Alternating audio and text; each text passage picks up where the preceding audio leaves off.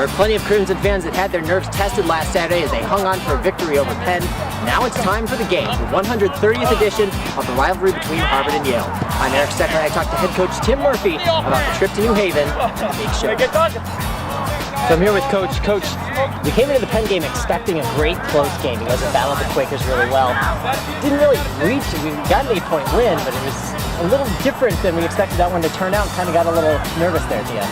Well, I don't think there's any question. We made a calculated risk to get some of our guys that were banged up, our key players, out of there. And I think the lesson you take out of it is you can never score enough points in this day and age. Now, talk about Connor. Not only did he have a great passing performance on the day, he was also pretty effective on the ground. So an overall, all-around great day for him. Well, if you're going to play quarterback for Harvard, you've got to be a multi-dimensional guy, and he can do that. He's an excellent runner. He was a 1,000-yard rusher in high school.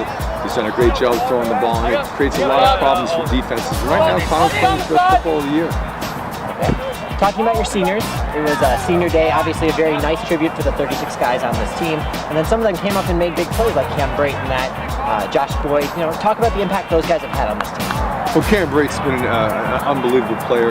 He's been banged up. To have him back gives us another weapon. And he's just one of those guys that, you know, at times the quarterbacks just throw it up and know he's going to find a way to get it done.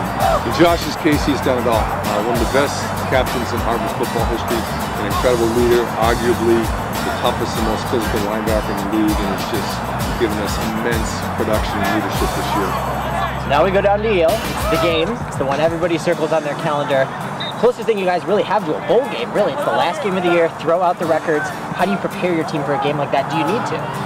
Well, I think you got to prepare like any other week in terms of execution, but in terms of motivation, you don't have to worry about a thing. I mean, we talk about it in depth, but that's more for the freshmen, because for the upperclassmen, they get it. They understand that this is going to have an impact on their life. They'll never forget this game. And for our kids, this is just as important as it is for the kids at Alabama or Auburn or Michigan or Ohio State. But the motivation is built in. It's all about pride. You know, there's still a chance in a share of the Ivy League title. Is that discussed at all this week? Is that in the back of anyone's mind? I think it's in the back. I think the bottom line is we don't control our own destiny. The only destiny we control is what we do down in the Yale Bowl. So from that standpoint, you know, I had mentioned to the kids there's never been a 9-win team in the Ivy League that hasn't won the Ivy League championship. So we'll do our best to hold up, and we can't control anything else. All right, good luck this week, coach. Thank you.